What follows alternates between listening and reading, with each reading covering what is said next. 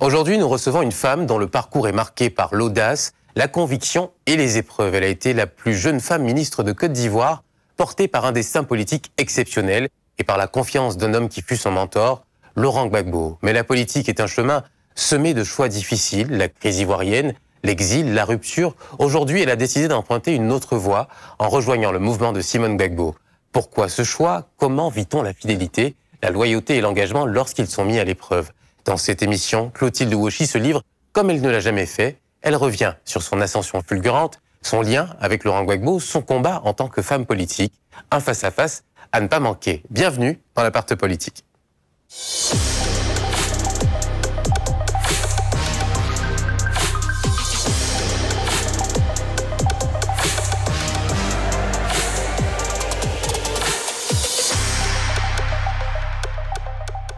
Bonsoir Madame Ouochi, Clotilde Yapi. Bonsoir monsieur. Bienvenue dans l'Apart Politique. Merci.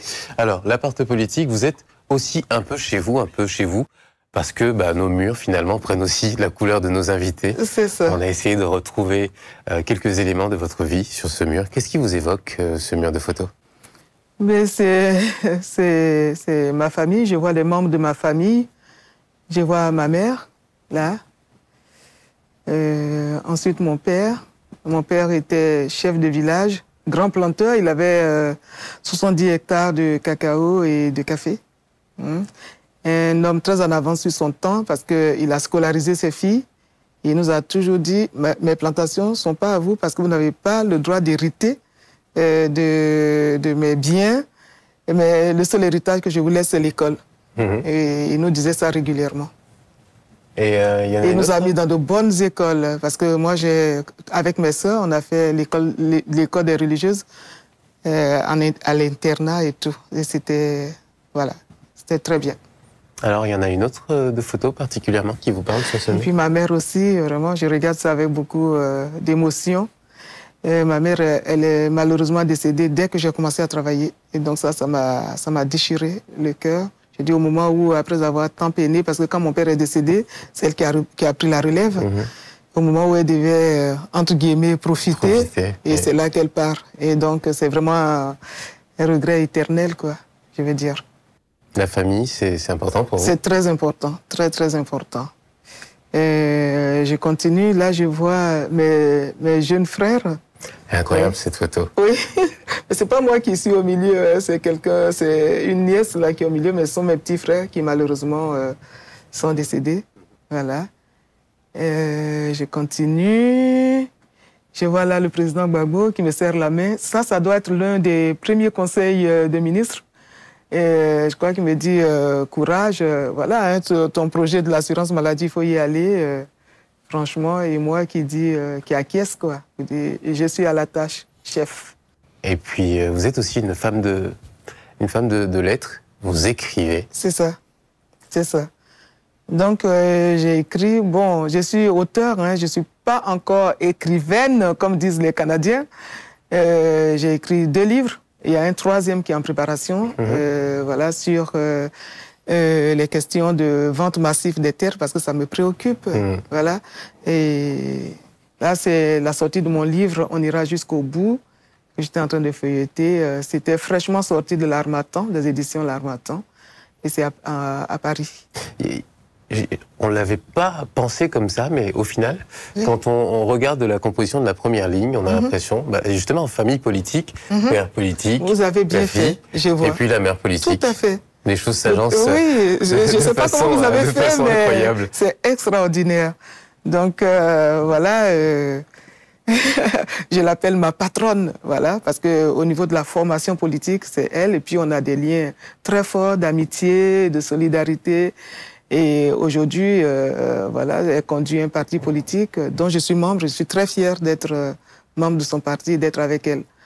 Voilà, vous voyez les regards, la complicité entre... C'était votre mariage, ça, il me semble? Non, c'était à une fête, je crois que c'est à l'occasion Ah oui, je vois le pagne, c'est à l'occasion de la fête qui a été organisée. Ah oui, la fête organisée pour célébrer votre nomination en tant que ministre. Ouais, je me trompe dans mes... Si, c'est ça. Voilà, c'est ça, effectivement. Ça l'est tellement récent que, bon, on ne dirait pas que ça a plus de 20 ans. Hein. Alors là, c'est mon fils et son épouse, plus avec mes petites filles. Alors, elle, l'aînée des filles, elle s'appelle Laura Marie-Emmanuelle Oshi. Et je suis très fière parce qu'elle est en 3e, bientôt 4e année de médecine. Oh, elle n'a que 19 ans. 4e année de médecine, oui, 19 ans. Oui, elle est aux États-Unis. Oui. C'est précoce. C'est extraordinaire. Ouais. C'est ça, c'est pour ça que j'ai voulu en parler parce que je suis très fière. Et sa petite sœur, Barbara Lena Boko, elle est au lycée. Bientôt le bac. Et voilà, et donc ils sont installés à Houston, aux États-Unis. Et je suis très fière de mon fils et de sa famille. On imagine qu'ils sont fiers de vous aussi. Merci Alors, je vous beaucoup. propose qu'on continue cette conversation. D'accord. Installé confortablement sur notre canapé. Je vous Allez, suis. suivez-moi.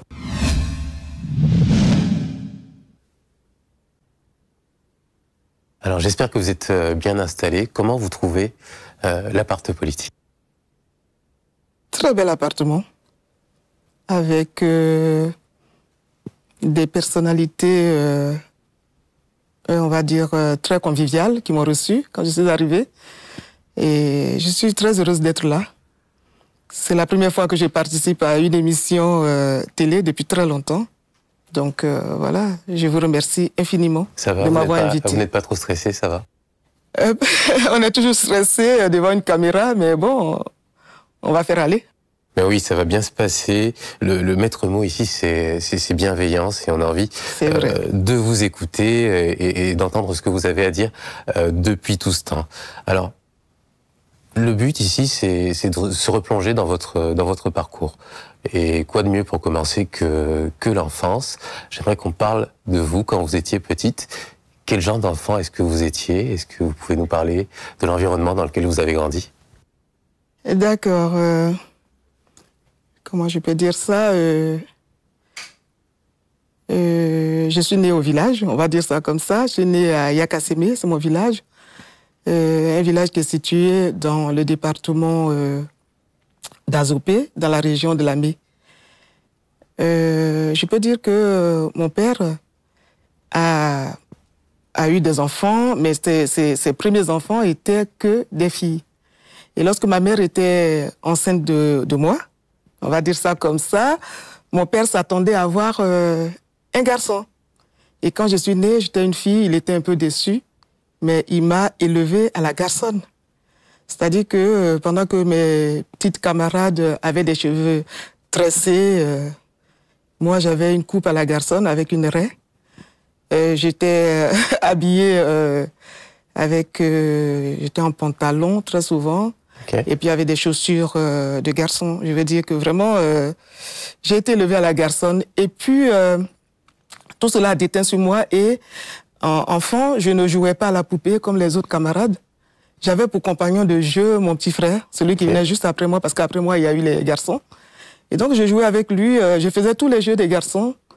On grimpait aux arbres, voilà, on jouait à la trottinette traditionnelle sur les pentes, on descendait, on dévalait les pentes, on s'écorchait les genoux et tout. Et voilà, c'est ça mon enfance au village. Et cette éducation à la garçonne, ça, j'imagine, forgé votre caractère. On voit des photos de votre famille, d'ailleurs, à l'écran.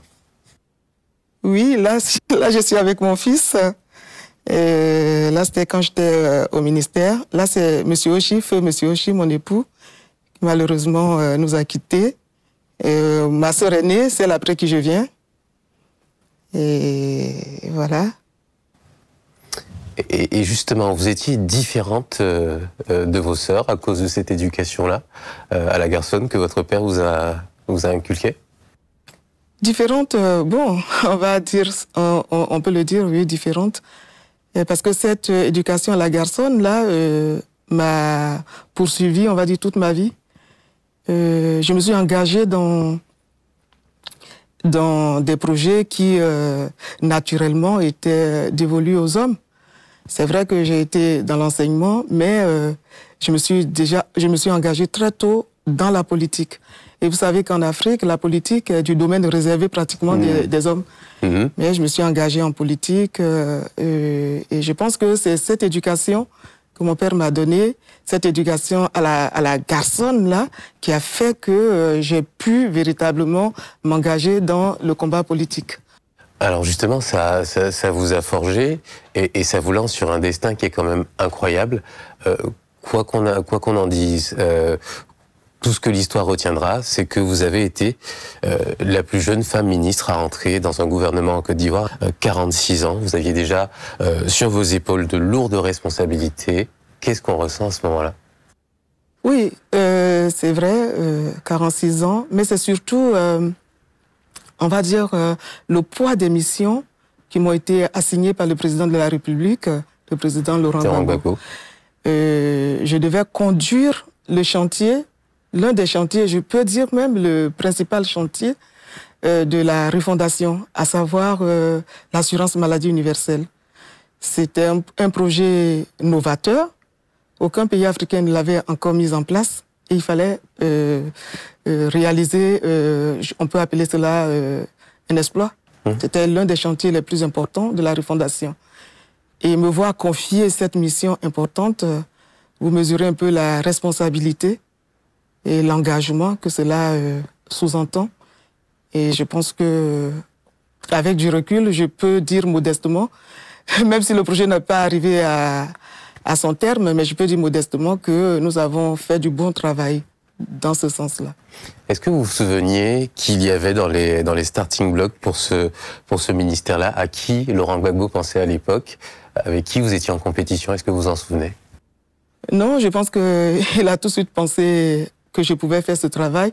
D'ailleurs, quand j'avais en charge le ministère de la Sécurité sociale et que j'avais pour mission principale de conduire le projet de l'assurance maladie, cela a suscité quelques mécontentements. Vous savez, même dans dans les familles les plus unies, il y a souvent des dissensions. Et donc, cela a suscité beaucoup de questionnements. Pourquoi elle et les professeurs des lycées et collèges, alors que le FPI, à l'époque, regorgeait de cadres, de hauts cadres, des universitaires, de professeurs d'université, en médecine surtout. Et pourquoi c'est à elle qu'on a confié ce dossier? Et donc, il y avait ce genre de difficultés que je pense que modestement, j'ai pu surmonter. J'ai surmonté ces difficultés-là parce que j'avais un objectif. Le président m'avait fait confiance, il m'avait confié un dossier. Il fallait que j'aille jusqu'au bout et que je ne regarde pas, voilà, on va dire, les pots de banane ou bien les difficultés qui se présentaient sur mon chemin. Qu'est-ce que la femme que vous êtes aujourd'hui dirait à cette ministre qui, le premier jour de sa nomination, qui va prendre fonction? Qu'est-ce que vous lui diriez aujourd'hui à cette femme? Je lui dirais courage, c'est pas facile, mais il faut y aller. Surtout quand on a le soutien, quand on a les encouragements de la personnalité qui vous a fait confiance. Je pense que cela doit booster, cela doit propulser le ministre à faire le travail qui lui est confié. Surtout que l'objectif, c'est d'apporter sa modeste contribution pour l'avancée du développement au niveau de sa nation. Ce que je voulais ajouter aussi, que j'avais oublié de dire, c'est que concernant le projet de l'assurance maladie, justement, il a fallu user de beaucoup de diplomatie et puis de pédagogie aussi. Parce que les médecins, d'une manière générale, le corps médical, le système médical, d'une manière générale, pensaient que l'assurance maladie était un projet, une activité médicale, sanitaire. Ce n'est pas le cas. L'assurance maladie est un projet de sécurité sociale. Et la démarcation est très nette. Parce que dans le processus, l'assurance maladie, pour l'assurance maladie, donc la sécurité sociale, nous avons pour partenaire le corps médical. C'est-à-dire que nous achetons les soins auprès des prestataires que sont les médecins pour le compte de nos bénéficiaires. Donc, pour utiliser, si vous voulez, le vocabulaire technique de du secteur commercial. Eux, ils étaient nos partenaires et c'est auprès d'eux que nous achetons les soins pour nos adhérents. Donc, la confusion ne devait pas être faite à ce niveau-là. C'est deux activités totalement différentes. Mais le corps médical, les médecins, d'une manière générale, pensaient que c'était une activité médicale. Du coup, il y a eu quelques tiraillements, mais tout ça est rentré dans l'ordre parce que nous, on avait un objectif précis à atteindre, c'était de mettre en œuvre ce chantier important qui est l'assurance maladie universelle. Alors, à Laurent Gbagbo, qui vous a fait confiance pour ce poste, qu'est-ce que cette jeune ministre lui a dit quand elle a reçu cette fonction? Oui, je pense que les personnalités, disons, les leaders qui nomment des personnes pour occuper des fonctions connaissent mieux ces personnes que ces personnes elles-mêmes. Vous trouvez? Parce que Laurent Gbagbo, oui, il a su déceler en moi des capacités à mener à bien ce projet-là. C'est pour cela qu'il m'a confié. Des capacités que vous pensiez ne pas avoir à ce moment-là. Moi, je croyais ne pas avoir. Je vous donne une petite anecdote. C'est que quand le président m'a dit, voilà, Ochi, c'est toi qui vas t'occuper du projet de l'assurance maladie. C'est toi qui vas mener ce chantier, qui va conduire ce chantier-là. Et je sais que tu en es capable. Et moi, j'ai dit, ah ben non. Mais pourquoi ne pas me confier le ministère de la famille, de la femme et de l'enfant? Parce que quand on était dans l'opposition, j'étais secrétaire national au niveau du FPI, secrétaire national chargé de la politique, de la famille, de la femme et de l'enfant. Oui, c'était beaucoup plus logique. Voilà, donc à ce niveau, j'avais, je peux dire, quelques compétences, j'avais des connaissances et je pouvais, de mon point de vue, mener à bien cette politique en faveur de l'enfant, de la femme et de la famille. Alors quand il m'a dit c'est l'assurance maladie, je n'y étais pas préparé du tout. Mais j'ai dit, chef, je suis un soldat, vous avez eu confiance en moi, vous m'avez confié ce dossier, j'y vais. Et je suis allé à fond dans ce dossier-là. Alors justement, la politique, vous l'avez rappelé tout à l'heure, vous n'étiez pas prédestiné à faire de la politique, vous avez été dans l'enseignement, et puis votre appel, il va arriver en 1992, 18 février plus précisément, et la marche des étudiants. On a un peu enquêté, on a un peu fait des recherches. On va aller revoir d'ailleurs ces images de 1992, marche des étudiants. C'est à ce moment-là que votre appel arrive. Est-ce que vous pouvez nous en parler? C'est ça. En 90, quand il y a eu l'instauration du multipartisme, il y avait plusieurs partis politiques. Et moi, mon choix s'est porté automatiquement sur le Front populaire ivoirien. Parce que je sentais que ce parti correspondait à mes aspirations, à mes attentes. Et je me suis dit, c'est là-bas, c'est dans ce parti que je vais m'engager. Bon, malheureusement, j'étais un peu craintive. Donc, de 90 jusqu'à 92, j'étais une militante, mais une militante, on va dire une sympathisante. J'étais une militante de salon, je faisais les grandes théories devant ma télévision et tout. Et puis, en 92, quand il y a eu cette marche du 18 février, je me suis sentie appelée, je ne sais pas trop par quelle force transcendante, on va dire ça comme ça. Je me suis sentie appelée et je suis allée à cette marche-là, malgré la violence qui s'est abattue sur les marcheurs. C'était réprimé dans la violence. Oui, par la violence et tout. Et j'étais à cette marche-là. Félix Houphouët-Boigny, président, Alassane Ouattara, Premier ministre. Le président Alassane Ouattara était Premier ministre à cette époque-là. C'était d'une violence inouïe. Et malgré ça, je suis allée à cette marche-là. Et puis, après cette marche, je me suis engagée véritablement en politique au niveau du Front populaire ivoirien. J'ai pris ma carte et j'ai commencé à assumer des fonctions à la base. J'ai commencé comme militante de base. Après, je me suis, on va dire, installée dans ma région. C'est-à-dire, au lieu de militer à Abidjan, je suis plutôt allée dans ma région, à Azopé, pour mener le combat. Donc, j'ai été tout de suite, les camarades ont eu confiance en moi. Et lorsque le président des cadres du FPI a eu un accident très grave et qu'il était encore à l'hôpital, il a fallu le remplacer tout de suite. Et les camarades ont porté leur choix sur moi pour être la présidente des cadres FPI de tous les départements d'Azopé. Et donc vous avez milité au FPI, donc FPI, figure principale, hein, Laurent Gbagbo, on y revient encore. Qu'est-ce que vous avez appris à ses côtés politiquement et même humainement peut-être aussi? Oui, beaucoup de choses, je peux dire ça comme ça, mais dans mon apprentissage politique, il y a eu deux personnalités. Il y a eu Laurent Gbagbo, qui est le référent historique, le référent politique, qui est mon référent politique, on va dire ça comme ça, historique, pour qui j'ai beaucoup de considération et de respect, et pour qui j'ai eu une reconnaissance, on va dire, éternelle, on va dire ça comme ça. Et il y avait son épouse de l'époque, Simone et Yves Gbagbo. Donc j'ai été formée, on va dire, politiquement par les deux, mais surtout par Madame Gbagbo.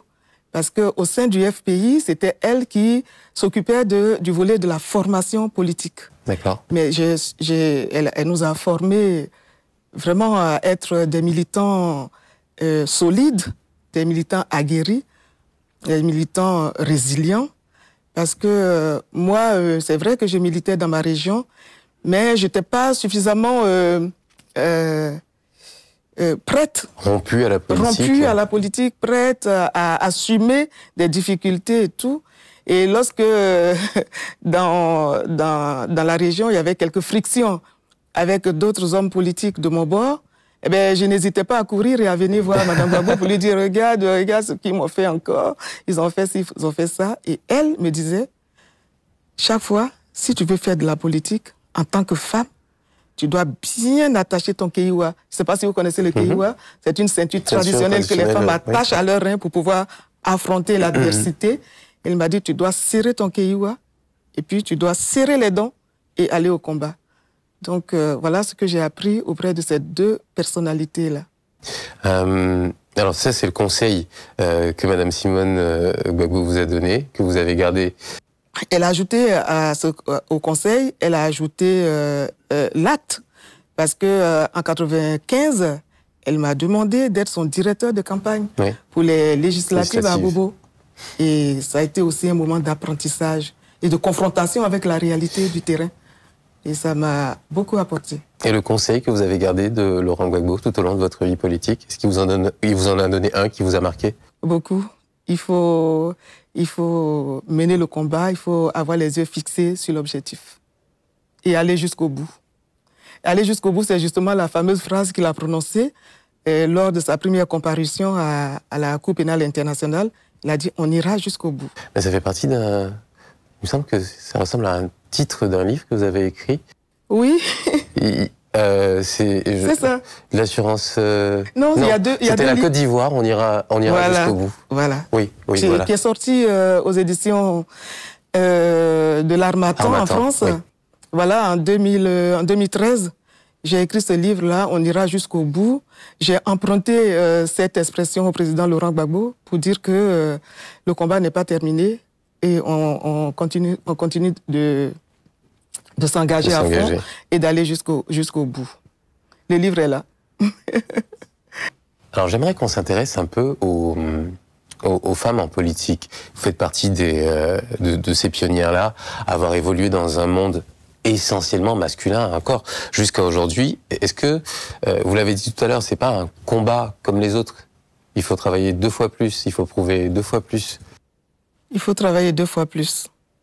Travailler 2 fois plus, ça veut dire que il faut donner plus de soi-même pour pouvoir réussir en politique, en ce qui concerne les femmes.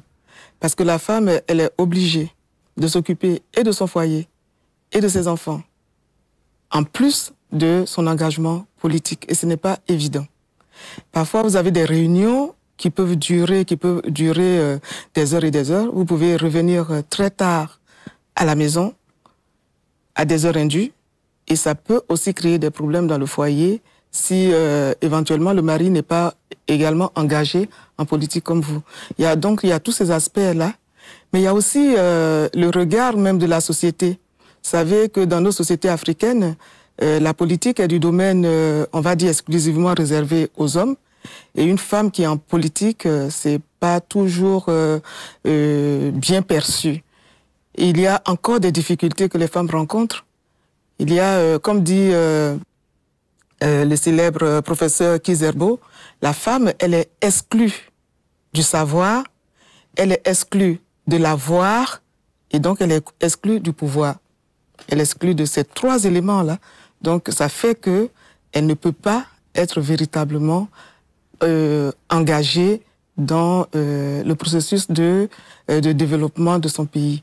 Donc ce qu'il convient de faire, et ce que le FPI a eu à faire, même quand il était dans l'opposition, c'était de permettre aux femmes d'accéder à des fonctions de responsabilité en mettant en place les quotas, le quota de 30%, qui amenait chaque structure du parti, de la base jusqu'au sommet, à avoir en son sein un pourcentage de 30%. C'était un peu difficile à faire, parce que ça veut dire que on prenait des places aux hommes, mais le parti l'a fait. Le premier parti politique qui a instauré le quota de 30%, c'est bien entendu le Front populaire ivoirien. Je vais vous poser une petite question indiscrète. D'accord. Quand vous avez rencontré votre mari, vous étiez déjà en politique? Non. Non. Quand j'ai rencontré mon mari, est-ce que j'étais déjà en politique? Non, non. La politique est venue après. Et du coup, comment il l'a vécu? C'était un peu difficile. C'était un peu difficile, comme je l'ai dit tout à l'heure. C'était un peu difficile, mais il a accepté, il a accompagné son épouse qui était en politique. On va dire qu'il m'a soutenu. On sait qu'aujourd'hui, c'est encore le cas, vous l'avez rappelé. Si vous aviez un message à adresser aux maris, aux partenaires de femmes qui veulent s'engager en politique, qu'est-ce que vous leur diriez? Je leur dirais de permettre à ce que leur épouse fasse la politique, parce que la femme, selon les directives de l'ONU, doit être dans les sphères de prise de décision. Ça, c'est une directive importante de l'ONU qui pousse les États, qui emmène les États à faire en sorte que les femmes soient présentes dans les sphères de prise de décision. Puisque l'humanité est composée d'hommes et de femmes, on ne peut pas exclure une partie de l'humanité au profit de l'autre. Donc c'est hommes et femmes ensemble qui peuvent conduire donc la destinée d'une nation. Et l'ONU a été bien inspirée, on va dire ça de cette façon, de pousser les États à faire en sorte que les femmes puissent accéder aux endroits où les décisions se prennent. Et donc je dirais aux hommes de faire en sorte que leurs femmes puissent participer, donc puissent entrer en politique, parce que la politique, c'est tout simplement la gestion de la cité. La cité, la voilà, la gestion de la cité, ça peut être la gestion au niveau étatique, ça peut être la gestion au niveau municipal, au niveau législatif, etc. C'est à tous les niveaux, même celles qui n'ont pas de poste électif ou des postes de nomination, elles peuvent déjà à la base contribuer à faire changer les choses, à faire bouger les choses en militant dans les partis à la base, en militant même dans les associations, en militant dans les syndicats, parce que les sphères de prise de décision, ce n'est pas uniquement les sphères de prise de décision politique, il y a aussi le syndicalisme, il y a aussi le milieu associatif, etc. Et à ces niveaux-là, la femme a beaucoup de choses à apporter. Donc, un message en direction des hommes, mais un message aussi en direction des femmes elles-mêmes. Parce que parfois, les femmes elles-mêmes se bloquent. Et j'ai remarqué quand on militait au Front populaire ivoirien, que très souvent, quand on était dans les comités de base et qu'on demandait aux femmes de prendre des postes de responsabilité, la plupart d'entre elles prenaient le poste de secrétaire chargé des finances ou secrétaire chargé de la mobilisation. On dit, mais prenez des postes secrétaires chargés de la formation politique, pourquoi pas? Elle-même, comment on va dire ça? Se mettre des entraves. Voilà, se mettre des entraves et préfère les postes dans lesquels elles sont traditionnellement maintenues. Vous voyez? Donc tout ça, il faut casser, il faut que les femmes osent et qu'elles ont beaucoup de capacités. Il faut qu'elles osent, que ce soit la femme rurale, que ce soit la femme qui est au marché, que ce soit la femme intellectuelle. Les femmes ont en elles des capacités pour faire des propositions pour tout ce qui concerne la gestion de la société. Est-ce que vous avez fait des sacrifices en tant que femme pour cette vie politique-là? Est-ce qu'il y a des choses aujourd'hui que vous regardez avec du recul et vous vous dites j'aurais aimé passer plus de temps avec ma famille, vivre ces moments-là avec mon fils ou mes petits-enfants? Est-ce que il y a des regrets dans cet engagement-là? Et je pense que les hommes aussi peuvent en avoir. C'est peut-être pas une question uniquement adressée aux femmes. Non, j'ai pas de regrets. Moi, je me dis que si c'était à refaire, j'aurais fait la même chose. Je me serais engagée de la même façon.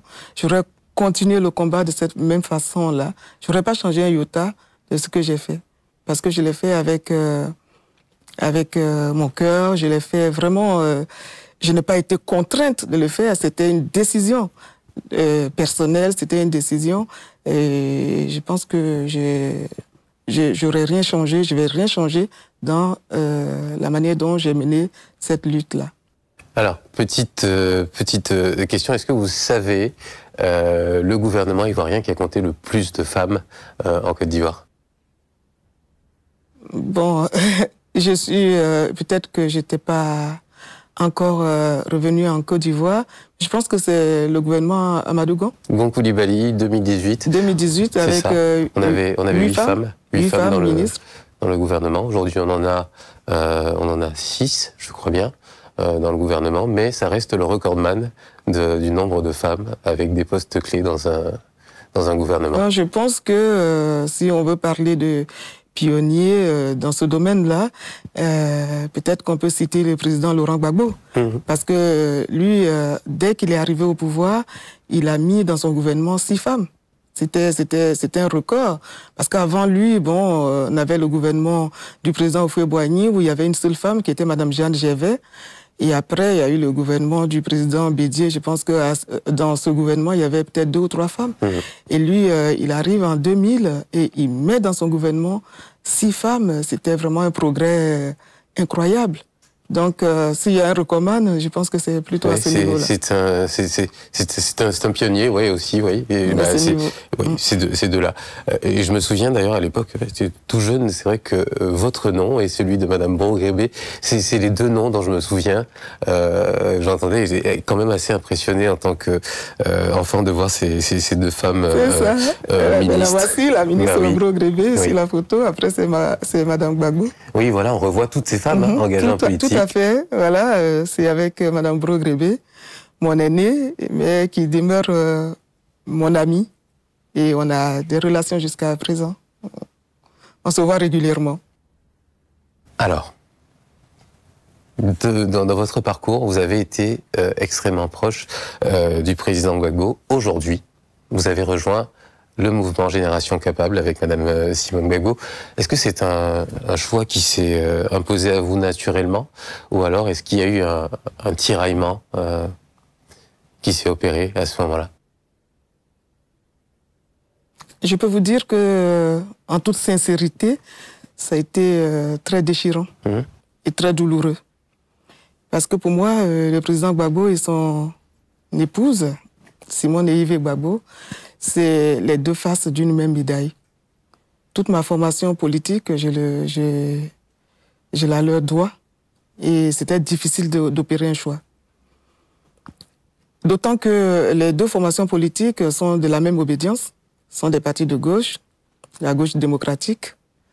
Et c'était difficile, effectivement, d'opérer un choix. En plus, il y a des sentiments personnels que j'ai pour ces 2 personnalités qui sont rentrés en ligne de compte, et ça complexifiait davantage le choix.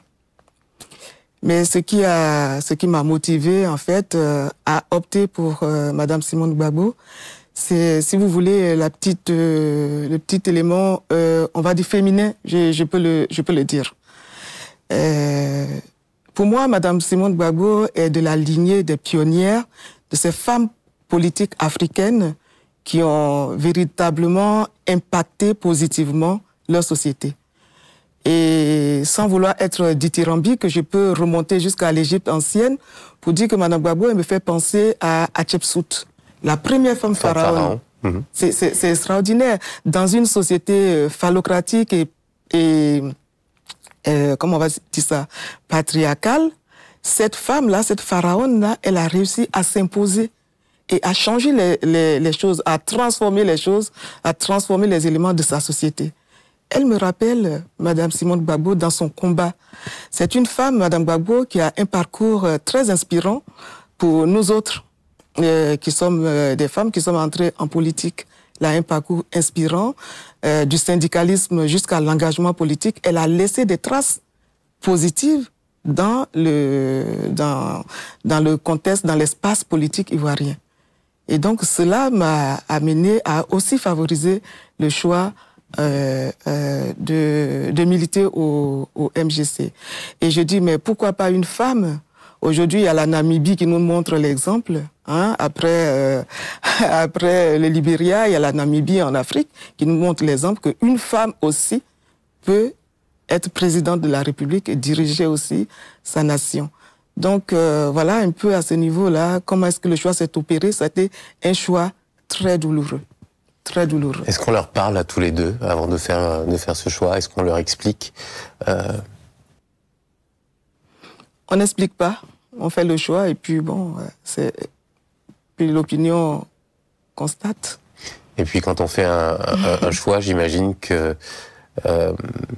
on choisit l'un pour perdre l'autre. Plus de rapport peut-être aujourd'hui avec le président Gbagbo ou si, toujours? Moi, j'ai le secret espoir que la gauche, on va dire la gauche démocratique et l'opposition, toute l'opposition, j'ai l'espoir qu'on se retrouve. J'ai l'espoir qu'on se retrouve pour continuer de mener le combat. Ça, c'est vraiment ce que je crois.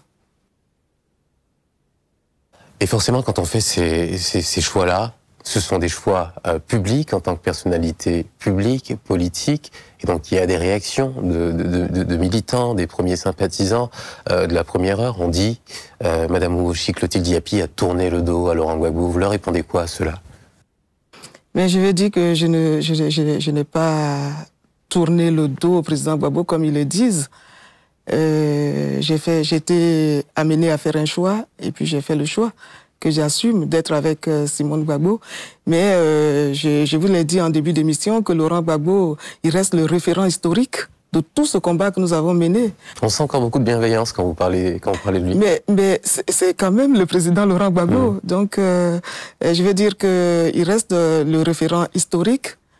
Et on ne peut pas dire qu'on a tourné le dos à une telle personnalité. Il y avait un choix à faire, j'ai fait le choix, je l'assume et je continue mon chemin. Mais on n'est pas... je veux dire que si j'avais opté pour un parti de droite ou bien un parti libéral, on aurait dit j'ai tourné le dos au président Gbagbo. Mais je suis resté dans un parti de gauche, la gauche démocratique. Continuité idéologique. Voilà, au niveau idéologique, c'est le même combat. Donc peut-être que j'ai changé de mentor, mais je n'ai pas changé d'idéologie. Voilà, je suis resté dans le même contexte idéologique. Et Laurent Gbagbo, comme je l'ai dit, reste le référent historique de tout ce combat de la gauche démocratique en Côte d'Ivoire. Alors j'aimerais bien qu'on se replonge dans un moment assez particulier pour vous, que j'appelle peut-être une épreuve humainement difficile, c'est celle de l'exil. Vous avez connu le pouvoir, aussi des périodes sombres de la Côte d'Ivoire avec la crise. À quel moment est-ce que vous avez compris que votre vie allait basculer sur cette période-là? Oui, bon, maintenant je peux en rire, mais... Alors c'était quand j'ai appris que ma vie a basculé, c'était le 11 avril. Le 11 avril 2011. 2011. Oui, c'est ça. Dans la petite maison où j'étais cachée, on était dans un petit appartement. C'est pas un appartement, c'est une maison basse, quelque part aux confins de Yopougon, où une personne bienveillante a bien voulu m'héberger. On était plus de 15 dans cette maison-là. Et le monsieur m'a donné sa chambre principale parce qu'il avait fait partir sa femme et ses enfants dans son village. Donc, il m'a donné sa chambre principale et le reste de mes infortunés compagnons dormaient au salon, qui à la cuisine, etc. Puis, j'étais dans la chambre et j'ai entendu les gens au salon crier parce qu'ils avaient la possibilité de regarder la télé. Moi, je ne regardais pas. Et puis, c'était France 24 qui annonçait que le président Gbagbo avait été capturé. Là, je peux avouer que je me suis sentie, comment on va dire ça, les mots sont difficiles pour décrire cette situation, cette impression. On a le sol qui se dérobe sous les pieds. Voilà. Et les quelques gardes, les militaires qui étaient avec moi, qui assuraient ma sécurité, ils m'ont dit, mais madame, on ne peut plus assurer votre sécurité parce que avec la capture du président Gbagbo, on est obligé de faire allégeance au nouveau pouvoir. Donc, nous, on vous laisse là. On doit retourner à la caserne, on doit répondre présent, sinon on risque d'être accusé de désertion et ça peut nous coûter cher. J'ai compris. Et là, j'étais face à mon destin. Et je suis sortie de la Côte d'Ivoire après plein de péripéties que je vous épargne. J'ai envie de savoir, on vous apprend depuis tout ce temps. Sinon, vous achetez mon livre et puis vous voyez. Oui, non, je plaisante. Oui.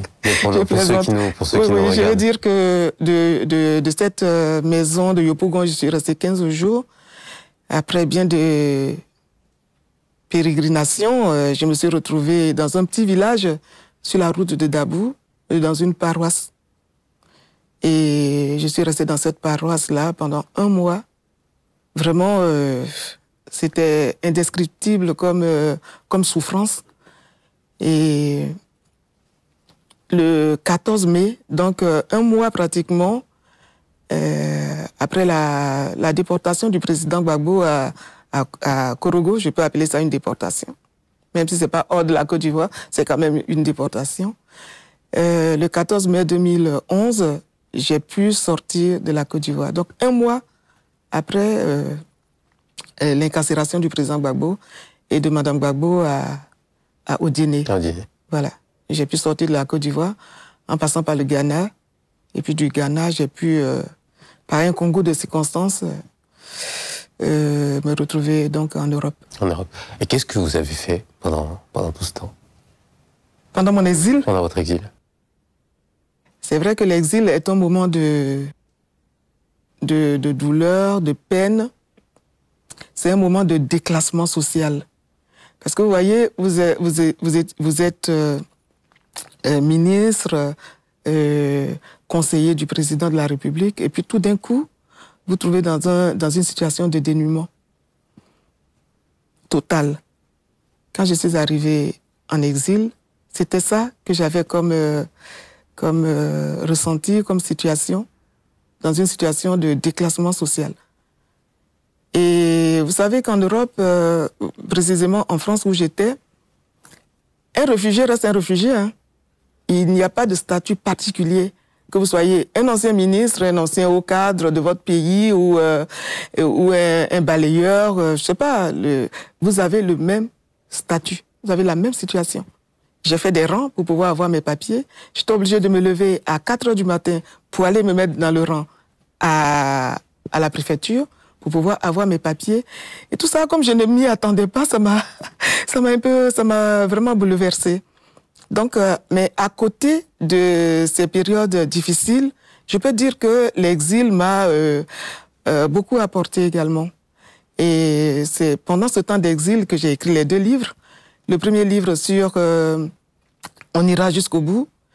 Le deuxième livre sur l'assurance maladie, vraiment, qui est, on va dire, c'est parmi tous les 2 livres, c'est celui que je préfère le plus. Et puis, pendant le temps d'exil, j'ai pu faire un master.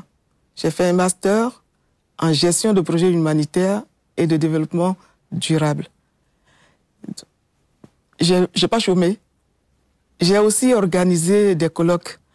Et l'un des colloques qui me rend le plus fier, soit dit en passant, c'est le colloque que j'ai organisé avec la ville de Grenoble et le CHU de Grenoble sur les systèmes de financement de la santé en Afrique. qui a trait encore à l'assurance maladie. Et à ce colloque-là, j'ai pu réunir des personnalités de haut niveau, d'anciens ministres français, notamment l'ancien ministre de la Santé, 2 anciens ministres de la Santé, une ministre de l'enseignement supérieur, des députés, et vraiment des personnels de santé et des personnalités de haut niveau. Donc on a pu faire ce colloque-là sur l'assurance maladie, voir comment est-ce que les systèmes de santé doivent être financés au niveau de l'Afrique. Il y avait aussi des invités africains, en l'occurrence le professeur Dédi Seri, professeur de sociologie. Il y avait aussi le conseiller spécial de cette époque-là, conseiller spécial chargé de la santé du président Macky Sall. Il y avait toute une brochette de personnalités qui étaient venues à ce colloque-là. Et on a réfléchi, on a discuté, on a sorti de bons résultats qui a renforcé encore, je veux dire, la modeste connaissance que j'ai au niveau de l'assurance maladie, ça m'a renforcé. C'est une période qui est difficile pour vous à évoquer encore aujourd'hui? Non, ça va. Non, je veux dire que j'ai aussi rencontré des personnes très, très aimables, des gens qui m'ont accueilli à bras ouverts, à qui je voudrais vraiment rendre hommage, sont mes amis de Grenoble, des Français, qui m'ont apporté leur amitié et qui m'ont permis, avec leur bienveillance, de supporter ces moments de détresse. Et bon, ils m'ont permis de visiter la région, d'aller en montagne, vraiment pour adoucir un peu ce moment difficile que constitue l'exil. Parce que quand vous disiez déclassement social, on a aussi appris que vous aviez dû travailler aussi à l'époque comme femme de chambre. Vous voulez que je vous raconte ça? Ça fait partie de votre histoire aujourd'hui. Mais est-ce que vous pensez que ça intéresse les Ivoiriens? Ça fait partie de votre histoire, ça fait partie de la personne que vous êtes devenue aujourd'hui. Vous avez traversé des difficultés. Je pense qu'on n'en ressort pas de là, comme on y est entré. Ok. Alors, par rapport à ce déclassement social, c'est que, bon, moi, au départ, je ne savais pas que ça allait être aussi compliqué. Hein. On m'a dit, bon, vous devez travailler. J'ai dit, ok, vous rendez à Pôle emploi et vous allez chercher à travailler. Donc, je vais à Pôle emploi avec tous mes diplômes. Et je trouve l'agent, c'était une femme d'ailleurs, qui doit me donner des informations concernant ce que j'allais faire. Et je lui dis, bon, ben voilà, voici mes diplômes et tout ça. Je suis venue pour travailler, pour trouver un emploi. Elle regarde, elle voit que j'étais ancienne ministre dans mon pays, elle regarde tout puisque j'ai donné mon CV et tout. Et elle me dit, écoutez, madame, on n'a pas grand-chose pour vous ici. On n'a rien pour vous ici. La seule chose que je peux vous proposer, c'est elle qui continue de dire, la seule chose que je peux vous proposer, c'est de faire le ménage. Hein. Donc, elle me sort une fiche, elle dit, bon, si vous en êtes d'accord, vous allez faire une formation, parce qu'il ne faut pas mélanger les détergents, si vous devez cirer le parquet, il y a des produits à ne pas utiliser. Et moi, j'ai dit, ben attendez, madame, vous me parlez de quoi? Pas parce que je snob ceux qui font ce travail, c'est pas ça. Mais je croyais que avec ma situation d'ancienne ministre et puis ma situation quand même de professeur des lycées et collèges, j'allais avoir ne serait-ce qu'un poste d'instituteur quelque part. Mais non, elle me dit il faut que j'aille faire le ménage. J'ai dit non, mais moi, non, je peux pas. Elle me dit ah bon? Mais on vous dit de trouver un emploi alimentaire et vous voulez pas? Donc elle écrit à la psychologue du travail pour dire qu'on m'a proposé du travail que j'ai refusé. J'ai été convoquée par la psychologue du travail pour voir si ça va bien dans ma tête, puisque je refuse de travailler. Et j'ai expliqué à la psychologue que ce n'est pas parce que je méprise l'emploi qu'on me propose, mais c'est parce que vraiment je ne suis pas en mesure de le faire. Voilà. Alors, et on s'en est tenu là. Alors justement, quand on ressort de cette situation-là où on a été à des postes à haute responsabilité, qu'on est confronté à tout ça et qu'on revient justement aujourd'hui dans la vie politique, est-ce que ça change le regard qu'on a sur les conditions dans lesquelles mettre une population, notamment pour éviter qu'elle se retrouve dans cette situation-là, partir en Europe, affronter toutes ces difficultés-là? Ça a changé votre vision des choses aujourd'hui? Oui, oui, absolument. Parce que c'est pour tout ça qu'on s'engage. C'est pour tout ça qu'on s'engage, pour apporter notre contribution à faire en sorte que la société ivoirienne soit de plus en plus, comment on va dire ça, que les conditions de vie soient meilleures pour les Ivoiriens. Je me dis, par exemple, qu'un projet de l'envergure de l'assurance maladie, je pense que c'est un projet qui est extrêmement important pour les populations ivoiriennes. Pourquoi je le dis? Bon, c'est vrai que actuellement il y a la CMU. La CMU. Je suis ça un peu de loin. Vous avez un avis dessus? J'ai un avis dessus. J'ai un avis dessus, un avis critique là-dessus. Je peux me permettre de le dire. Allez-y. Oui, parce que je pense qu'au niveau de l'AMU, de la CMU, le projet n'a pas été bien pensé. Je vais l'expliquer. C'est en 2012 que le gouvernement français, à la réunion sur la santé à Cannes, que le gouvernement français a pris la décision de faire en sorte que dans les pays du Sud, il y ait des projets, qu'on puisse mettre en place des projets d'assurance maladie obligatoire. Avant, la France était réfractaire au système d'assurance maladie obligatoire dans les pays africains. Elle n'était pas d'accord du tout.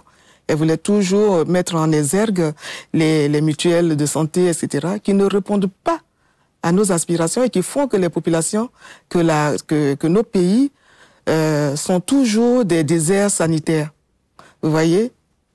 Et c'est qu'en 2012, à la réunion, à la conférence internationale sur la santé à Cannes, que la France prend la décision de dire que les pays africains peuvent maintenant aller à l'assurance maladie. Et donc, c'est sur injonction, sur proposition, sur directive de la France que dans nos pays africains, vous avez remarqué, à partir de 2012, on a commencé à mettre en place des systèmes d'assurance maladie. Ça, c'est le premier faux pas. Parce que pour mettre en place un système qui on va dire, qui peut apporter du bien-être à la population, il faut le penser soi-même. Il faut le penser soi-même. Il ne faut pas que ce soit quelque chose qui soit dicté de l'intérieur, de l'extérieur. Premier faux pas. Deuxième faux pas, nous, quand nous avons mis en place le projet de l'assurance maladie, nous avons sillonné toute la Côte d'Ivoire. Avant la crise, nous avons sillonné toute la Côte d'Ivoire pour obtenir, pour engranger les propositions des populations. Parce que c'est pour eux, c'est pour elles que nous faisons le projet. Quand vous devez faire quelque chose pour quelqu'un, il faut demander son avis. Il ne faut pas venir lui imposer la chose. Vous pouvez penser dans votre laboratoire que c'est bien, mais est-ce que la population qui est en face de vous est d'accord avec le projet? Donc nous avons sillonné toute la Côte d'Ivoire pour prendre les desiderata, les propositions, les suggestions de la population. Et ça va vous étonner, nous on avait organisé le projet vraiment de façon scientifique et tout.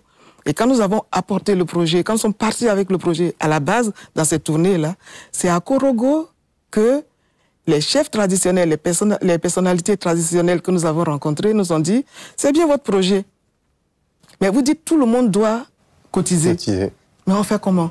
Nous, on a 3 femmes, 4 femmes, 5 femmes, on a plusieurs enfants. Si on doit cotiser, si chacun doit payer une contribution, ça va être très difficile pour nous. Pourquoi est-ce que vous ne ferez pas en sorte que les enfants puissent bénéficier de la cotisation de leurs parents? Vous voyez le bon sens de nos parents?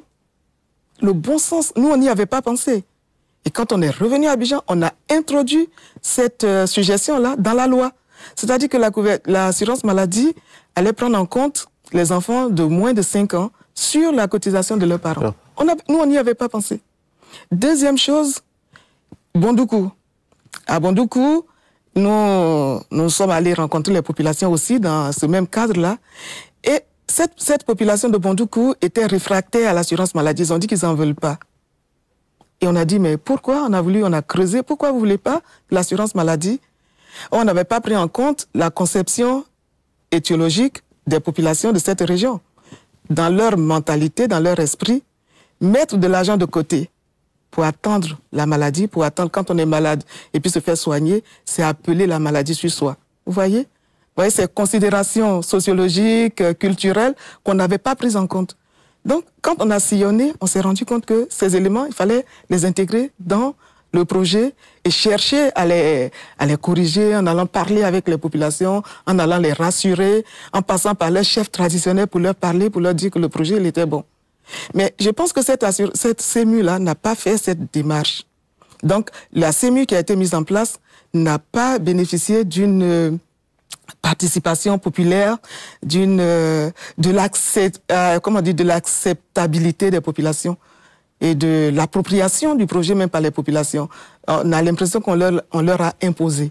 Deuxième donc élément de critique que j'ai vis-à-vis de ça. Troisième et dernier élément, c'est la cotisation, le taux de cotisation, la cotisation de 1000 francs pour tout le monde. Mais ça bafoue les principes même de l'assurance maladie et de la solidarité. Parce que l'assurance maladie est basée sur la solidarité. Celui qui a un peu plus paye un peu plus pour que celui qui a moins paye moins. Mais vous dites, celui qui a un salaire d'1 million de francs CFA, il paye 1000 francs. Celui qui n'a rien du tout au village et qui se débrouille pour avoir quelque chose à manger, il paye aussi 1000 francs. Mais où est la solidarité? Où est le principe d'équité, qui est le fondement même de tout projet d'assurance maladie, qui est un principe de solidarité nationale. Donc, au vu de ces trois éléments-là, je me dis que le départ est faussé. Et c'est pour ça, justement, qu'on sent ces piétinements, ces atermoiements dans la mise en œuvre. Avec un regard aussi surtout de gauche. Avec mon regard de gauche surtout.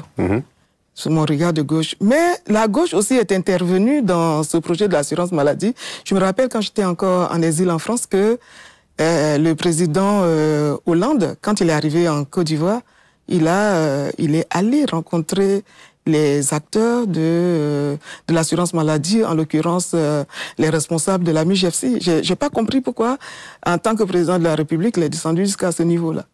Donc ça veut dire que cette assurance maladie qui est en train d'être faite là est dictée par l'extérieur. Alors que nous, notre assurance maladie était une assurance maladie endogène, africaine, basée sur nos propres réalités. C'est pour cela que ça a été combattu. Ça a l'air d'être le chantier de votre vie, on a l'impression quand vous en parlez. Est-ce que, si jamais, allez, on est dans l'imagination, si jamais Simone Veil Gbagbo devient présidente de la République, est-ce que c'est un chantier que vous aimeriez reprendre pour finaliser? Oui. Oui. Et donc encore des envies d'engagement, d'engagement politique. Oui. Bon, oui.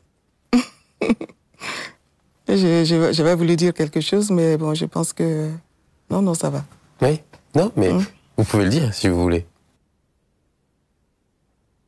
Oui, parce que bon, j'avais le choix en allant au MGC, j'avais le choix. J'avais le choix d'opter pour, comment on va dire ça, il y avait 3 propositions qui m'avaient été faites. Il y avait la solidarité nationale, il y avait aussi le panafricanisme, puis il y avait un autre poste dont je me rappelle plus.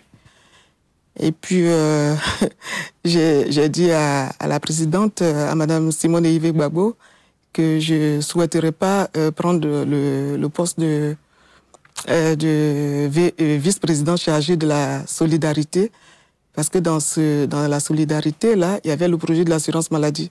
Et je lui ai dit, mais le projet de l'assurance maladie, c'est le projet du président Laurent Gbagbo, hein. Oui. On a rigolé avec ça. Je lui ai dit, c'est le projet du président Laurent Gbagbo. Donc, j'avais un peu de réticence à le faire au niveau du MGC, et j'ai choisi le panafricanisme. Je suis vice-président chargé du panafricanisme, mais avec beaucoup de recul. Maintenant, je lui ai dit que j'étais prête à mener la réflexion sur l'assurance maladie universelle pour le MGC, parce que c'est le même combat, c'est le parti de gauche, que ce soit la présidente Simone Veil Gbagbo avec le MGC qui porte ce projet, que ce soit le président Gbagbo qui le porte. La finalité, c'est que c'est la gauche qui propose un projet novateur pour les populations de Côte d'Ivoire. Voilà comment je vois la chose. Alors cette émission est la destination aussi et surtout de la jeunesse. Le cheminement, ce serait que la jeunesse ivoirienne apprenne à découvrir ceux qui ont été aux responsabilités, ceux qui aspirent à diriger. Si vous aviez un message à adresser à cette jeunesse aujourd'hui, en cette année électorale notamment, quel serait ce message ? Comme je l'ai dit pour les femmes, les jeunes qui sont en âge de s'engager en politique doivent s'engager en politique. Parce que l'avenir, c'est eux. Ils vont pas être attentistes, ils vont pas être spectateurs de leur destin. Donc il faut qu'ils prennent leur destin en main et qu'ils s'engagent en politique parce que c'est par le biais de la politique qu'on peut transformer les choses, qu'on peut changer les choses. Si ils restent, par exemple, oisifs, à ne rien faire, et qu'ils attendent que tout leur descende du ciel, ça va être très compliqué. Ce pays-là repose sur eux. Ils doivent déjà commencer par se former. Se former, c'est pas seulement qu'à l'école. Ça peut être se former dans les métiers manuels, etc. Aujourd'hui, on se rend compte que quand on a besoin, par exemple, d'avoir des plombiers, d'avoir des maçons, etc., on n'a pas suffisamment de jeunes Ivoiriens qui sont dans ces domaines-là. Pourtant, c'est des domaines qui sont porteurs et ils peuvent, je vais dire, se lancer dans ces formations-là. Ils doivent s'engager au niveau de la politique. Ils doivent être résilients. C'est-à-dire que, au lieu de chercher un mieux-être ailleurs, c'est vrai que c'est difficile, ils peuvent rester dans leur pays et transformer la situation par leur action positive, transformer la situation, transformer leur société. On n'a pas besoin forcément d'être à l'extérieur, d'aller en Occident, traverser la Méditerranée et aller mourir. On peut rester chez soi, malgré les difficultés, se battre pour que les choses puissent changer dans notre pays, parce que ce ne sont pas les autres qui viendront le faire à notre place. Vous avez le sentiment que la jeunesse d'aujourd'hui est moins engagée qu'à l'époque ?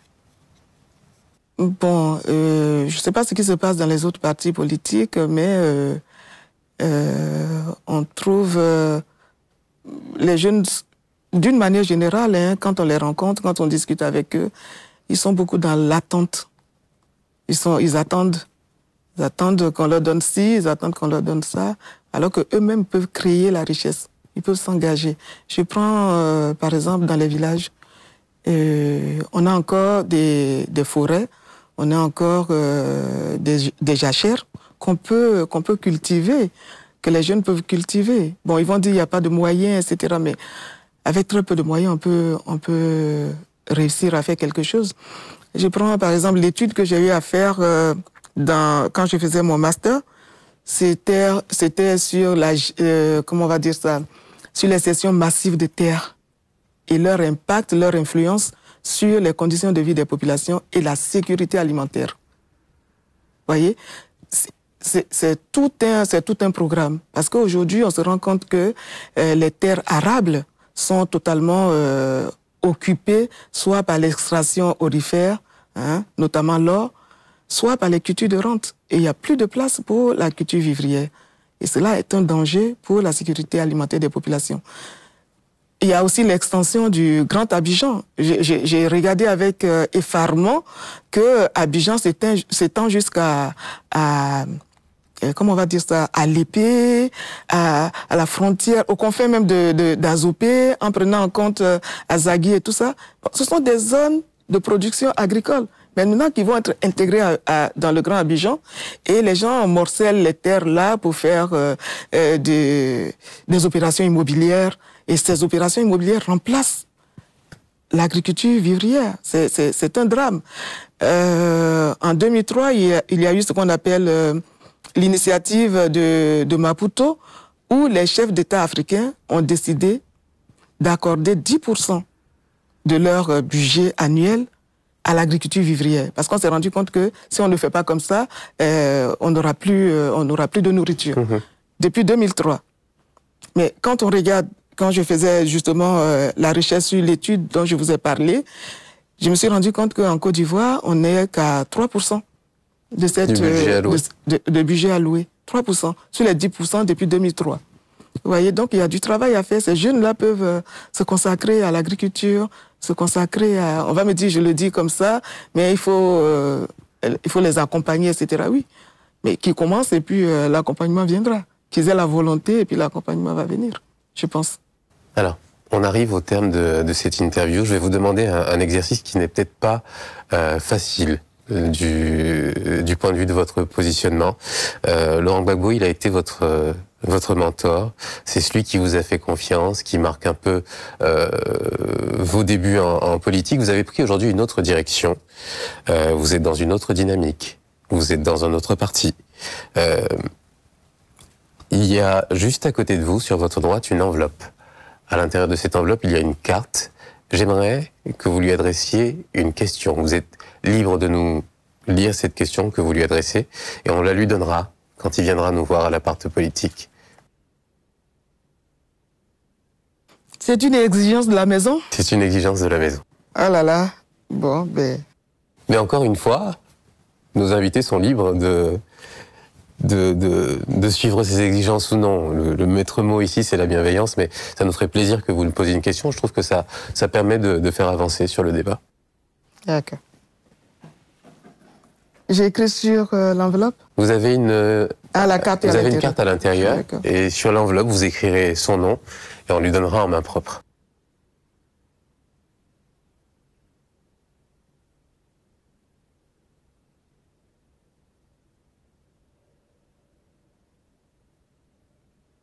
Et puis vous pouvez la ranger.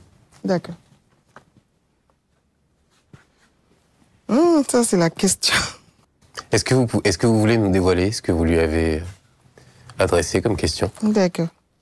J'ai mis « Excellence, Monsieur le Président, Laurent Gbagbo, comment comptez-vous contribuer au rassemblement de la gauche, à l'union de la gauche ivoirienne ?»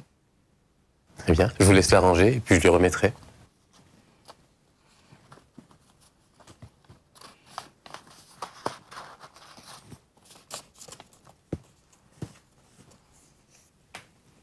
Merci. Alors, vous nous avez aussi ramené quelque chose. On le demande tout le temps à nos invités de nous rapporter un objet symbolique pour eux. Vous avez choisi cette broche. Oui. Qu'est-ce qu'elle représente pour vous? Qu'est-ce que c'est? Est-ce que vous pouvez nous en parler? En fait, cette distinction m'a été décernée par une ONG guinéenne en 2003. En 2003, j'étais aux affaires, enfin, j'étais ministre de la Solidarité, de la Santé et de la Sécurité sociale.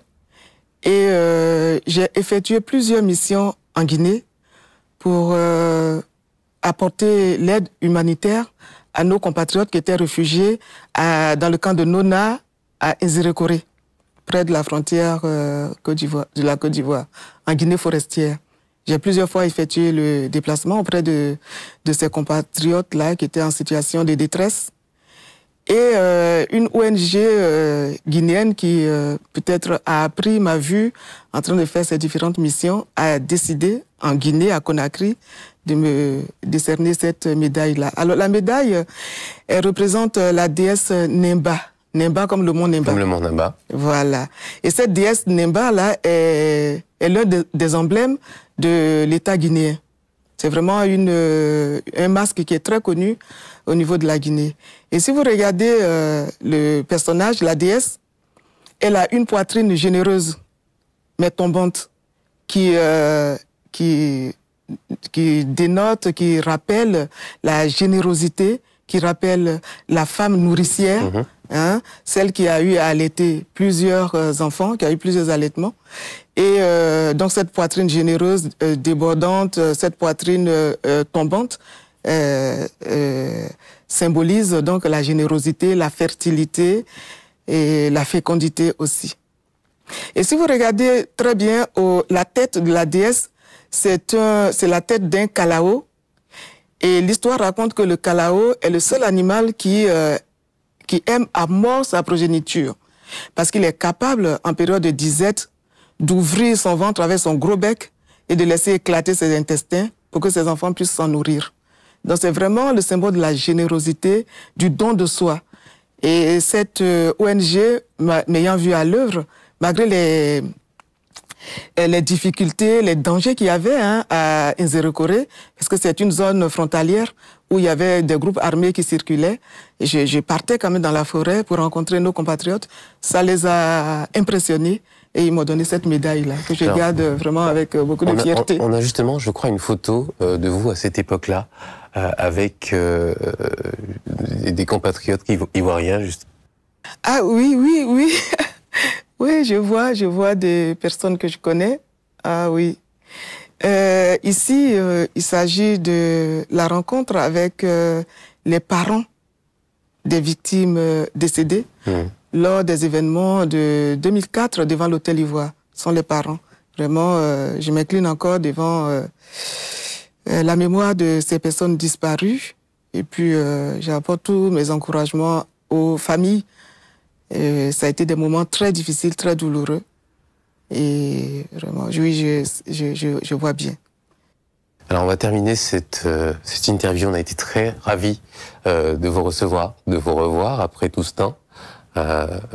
Prendre la parole pour expliquer votre parcours, ce que vous avez vécu. Un mot pour la Côte d'Ivoire dans 10 ans. Comment est-ce que vous la voyez? Comment est-ce que vous voudriez qu'elle soit? Et on s'arrêtera là. D'accord. Je souhaiterais voir une Côte d'Ivoire dans 10 ans, une Côte d'Ivoire, on va dire, totalement réconciliée, parce que la réconciliation, de mon point de vue, n'est pas véritablement faite.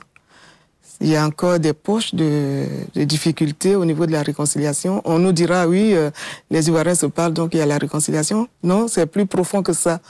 On a vécu des crises, plusieurs crises, des décennies de crises, et normalement, on doit pouvoir s'arrêter, faire une grande séance de, je ne sais pas quel schéma cela va prendre, mais faire une grande séance de catharsis pour que les gens puissent ressortir ce qu'ils ont vécu, ce qui a fait quoi et pourquoi cela a eu lieu, pour que les blessures soient totalement pensées et guéries. Parce que là, ce qui m'a été donné de constater, c'est qu'il y a encore quelques difficultés. Quand on prend par exemple au niveau des élections qui s'annoncent, il y a comment on va dire ça, des difficultés énormes que l'opposition a eu à relever. Sur les listes électorales, etc. Je pense que le pouvoir doit être à même d'écouter l'opposition et de faire en sorte que les cœurs soient apaisés pour qu'on puisse aller à des élections calmes, des élections inclusives, des élections transparentes. L'avenir, c'est aussi faire en sorte que la Côte d'Ivoire soit un pays souverain. La souveraineté, on en parlera et on finira jamais d'en parler. C'est que la Côte d'Ivoire ait la possibilité pleine et entière de prendre son destin en main sans injonction extérieure. Rapidement, ce que je peux vous dire concernant cet aspect de la souveraineté, c'est que dans l'exercice de mes fonctions ministérielles, j'ai expérimenté ce qu'on peut appeler la France-Afrique. Je l'ai vraiment expérimenté. Quand on en parle, les gens pensent que c'est une vue de l'esprit, mais c'est une réalité concrète que nous vivons, que nous avons vécue dans la gestion de l'État. Moi, par exemple, avec le projet de l'assurance maladie, on a eu plusieurs fois. D'abord, quand on a voulu faire le projet, on nous a ri au nez. On a dit, vous n'allez jamais pouvoir le faire. Et puis quand ils ont vu à l'extérieur que nous avons fait passer la loi à l'Assemblée nationale, que ça a été voté et promulgué, il y a eu alors des campagnes comment on va dire ça, de dénigrement. On dit, bon, vous pouvez pas le faire, c'est pas possible. Et après, on nous a envoyé un expert français pour venir regarder ce que nous sommes en train de faire. Il nous a fait des injonctions, des recommandations. On n'a pas tenu compte de cela. On a continué dans notre lancée de faire ce que nous avons prévu de faire pour nos populations. Et ça s'est soldé par une guerre que nous connaissons tous. Donc la France-Afrique, elle existe bel et bien, elle est dans tous les compartiments, elle est insidieuse, elle est sournoise, elle est, comment on va dire ça, dissimulé dans tout ce que nous faisons comme activité quand nous étions donc au pouvoir. Donc moi, je rêve d'une Côte d'Ivoire débarrassée de toutes ces choses-là, hein, débarrassée des injonctions extérieures, que l'État de Côte d'Ivoire puisse prendre ses responsabilités et faire ce dont il a envie de faire pour sa population, pour le bien de sa population. Voilà, voilà mon rêve. Et voilà, je peux m'arrêter à ce niveau-là. Si j'en avais la possibilité concernant la France-Afrique, mon Dieu, on aimerait parler des heures de tous ces sujets. Qu'est-ce que je vous en aurais parlé? Il y a tellement d'exemples. Peut-être qu'on aura l'occasion de s'en reparler un jour, qui sait? Qui sait? Peut-être. Qui sait? On arrive au terme de cette interview. Encore une fois, merci d'être venu dans la part politique. On espère que vous vous êtes senti un peu aussi chez vous, même si les questions étaient parfois un peu difficiles. On demande beaucoup de choses à nos invités, et l'une des dernières que je vais vous demander, c'est qu'on immortalise ce moment avec une petite photo, un petit selfie que je fais avec tous les invités à la fin de l'émission. Ça vous dit? D'accord, ça me dit. Oui. Allez, c'est parti. Merci. Alors, est-ce que vous voulez le prendre ou c'est moi qui le prends? On va rester assis, on peut rester assis. C'est vous qui le prenez. C'est moi qui le prends? Oui, oui. Vous êtes plus professionnel, moi. C'est parti.